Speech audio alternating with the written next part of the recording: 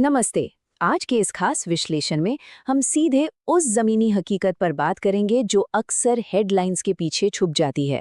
आज हम बांग्लादेश के रोज़मर्रा के जीवन, वहाँ की बेहद कठिन चुनौतियों और वहाँ के लोगों के उस अकल्पनीय जज्बे को करीब से समझेंगे। सच कहूँ तो ये एक ऐसी सच्चाई है जो दुनिया को देखने का आपका नज़रिया पूरी तरह बदल सकती है। तो चलिए बिना किसी देरी के शुरू करते हैं। स्रोत सामग्री का ये एक वाक्य देखिए। गरीबी, संघर्ष और इंसानियत, तीनों एक ही छत के नीचे। बस यही एक लाइन इस पूरे देश की कहानी बयां कर देती है। एक ऐसी जगह जहां लोगों की आंखों में बड़े बड़े सपने हैं, लेकिन हर सुबह आंख खुलते ही उनका सामना एक बेहद कड़वी सच्चाई से होता है। तो आज की चर्चा का ढांचा कुछ इस तरह रहेगा। हम ढाका शहर के भारी बोझ से शुरुआत करेंगे, फिर बच्चों के खोए हुए बचपन, रोजमर्रा के संघर्ष, कपड़ों की असली कीमत और आखिर में देश की असमानता और उसके भविष्य पर नजर डालेंगे। सबसे पहले बात करते हैं पहले भाग की, ढाका का बोझ। दुनिया के सबसे घनी आबादी वाले इस शहर का हाल आखिर है कैसा? जरा इस नंबर पर गौर कीजिए। 2 करोड़ से भी ज्यादा लोग, और वो भी एक बेहद छोटे से भौगोलिक क्षेत्र में। इसका मतलब है कि यहाँ की हर सड़क, हर गली हमेशा लोगों से खचाखच भरी रहती है। आप बस कल्पना कर सकते हैं कि इतने सारे लोगों का बोझ शहर के संसाधनों पर किस कदर पड़ता होगा। और इस भारी भीड़ का सबसे पहला असर कहाँ दिखता है? वहाँ की सड़कों पर। जो सफर आमतौर पर सिर्फ 30 मिनट का होना चाहिए, वो ढाका के भयंकर ट्रैफिक में 2 से 3 घंटे का जानलेवा सफर बन जाता है। और यकीन मानिए, हवा में इतना ज्यादा धुआं होता है कि कई बार वहां सांस लेना तक मुश्किल हो जाता है। घर की बात करें तो स्थिति और भी चिंताजनक है। एक बहुत बड़ी आबादी पूरी तरह से बेघर है, जिनका पूरा जीवन बस सड़कों पर ही कट जाता है। और जिनके पास छत है भी ना, वो अक्सर इतने तंग और छोटे कमरों में रहते हैं जहां एक ही कमरे में 10-10 लोग अपना गुजारा करते हैं। लेकिन कमाल की बात यह है कि इन घुटन भरे हालातों के बावजूद आपको वहां लोगों के चेहरों पर मुस्कान दिखी जाएगी। शायद उन्हें दर्द के साथ जीने की गहरी आदत सी हो गई है। अब अगले स्तर की ओर बढ़ते हैं, संवेदनशीलता और खोया हुआ बचपन। चलिए देखते हैं कि ये अत्यधिक गरीबी सबसे कमजोर लोगों को कैसे तोड़ कर रख देती है।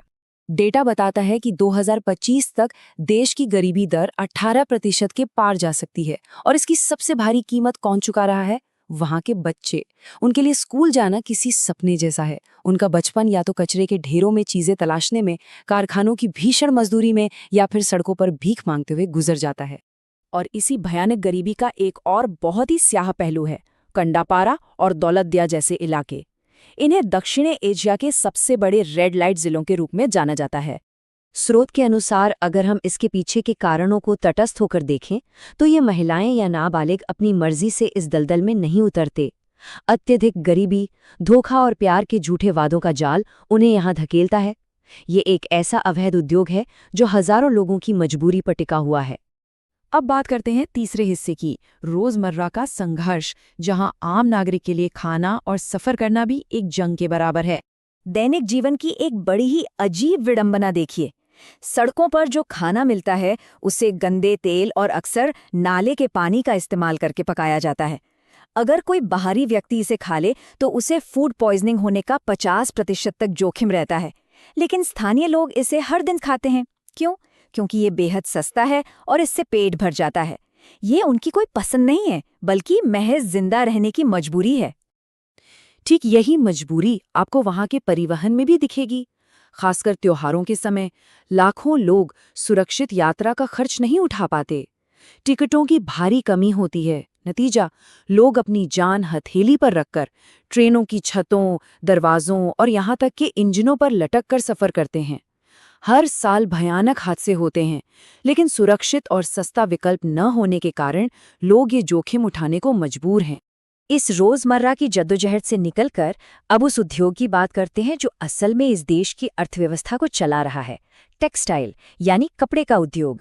इस आंकड़े को जरा ध्यान से देखिए। पूरी दुनिया में जितने भी सस्ते कपड़े बेचे जाते हैं, उसका लगभग 60% हिस्सा अकेले यहीं बनता है। वैश्विक बाजार में ये कोई छोटा मोटा दबदबा नहीं है। लेकिन क्या आपने कभी सोचा है कि इस भारी उत्पादन के पीछे की मानवीय कीमत क्या है? सच्चाई ये है कि इस विशाल उद्योग का पूरा भार उन मजदूरों पर है जो रोजाना 14 से 15 घंटे काम करते हैं, वो भी 40 से 45 डिग्री की चिलचिलाती गर्मी में। इसके बदले उन्हें बेहद कम वेतन मिलता है और सुरक्षा के नाम पर उनके पास कुछ भी नहीं है। तो अगली बार जब आप कोई सस्ता कपड़ा खरीदे तो याद रखिएगा कि इसकी असली कीमत इन मजदूरों ने अपने पसीने और सेहत से चुकाई है। चलिए अब अपनी चर्चा के अंतिम पड़ाव पर आते हैं, असमानता और बदलता भविष्य। कारखानों की दीवारों के बाहर ये देश दो अलग अलग हिस्सों में बटा हुआ नजर आता है। सबसे पहले इस पर्यावरणीय तबाही को देखिए। जो नदियां कभी यहाँ के लोगों की जीवन रेखा हुआ करती थी, वो आज कारखानों के जहरीले कचरे, प्लास्टिक और रसायनों से पूरी तरह प्रदूषित हो चुकी हैं। हालात इतने खराब हैं कि कई गांवों में पीने लायक एक बूंद पानी नहीं बचा है। ये विकास की एक बहुत ही खौफनाक कीमत है जो वहाँ के लोग चुका रहे हैं। और पर्यावरण का ये नुकसान वहाँ की आर्थिक असमानता से बिल्कुल मेल खाता है।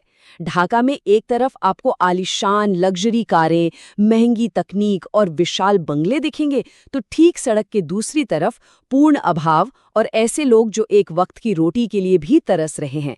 अमीरी और गरीबी के बीच इतनी गहरी और स्पष्ट खाई शायद ही कहीं और दिखने को मिले। लेकिन रुकिए, ये पूरी तस्वीर सिर्फ निराशाजनक नहीं है। अच्छी बात यह है कि जहां सरकारी व्यवस्था कमजोर पड़ रही है, वहां मेहनती नागरिक और गैर सरकारी संगठन यानी एनजीओ आगे आ रहे हैं। वो शिक्षा, स्वच्छता और रोजगार के लिए जमीनी स्तर पर काम कर रहे हैं। ढाका के कुछ हिस्सों में बड़ी तेजी से सफाई अभियान चलाए जा रहे हैं, जो ये साबित करते हैं कि यहाँ के लोगों में अपने भविष्य को बेहतर बनाने की कितनी गहरी इच्छा शक्ति है। तो हम इस विश्लेषण के अंत में आ गए हैं। हाल ही में जो बड़े राजनीतिक बदलाव हुए हैं, उन्होंने पूरे देश में एक अजीब सी अनिश्चितता पैदा कर दी है, और ये स्थिति हमें एक बहुत ही अहम सवाल के साथ छोड़ जाती है। क्या ये नई राजनीतिक दिशा इन मेहनती और कभी हार ना मानने वाले लोगों को एक बेहतर कल की ओर ले जाएगी, या फिर उन्हें और भी गहरी मुश्किलों में धकेल देगी? इसका जवाब तो खैर वक्त ही देगा, लेकिन एक बात तय है, इस देश और यहाँ के लोगों का जज्बा इस बात का हकदार है कि हम उन पर अपनी नज़र बनाए रखें। इस चर्चा में शामिल होने के लिए शुक्रिया।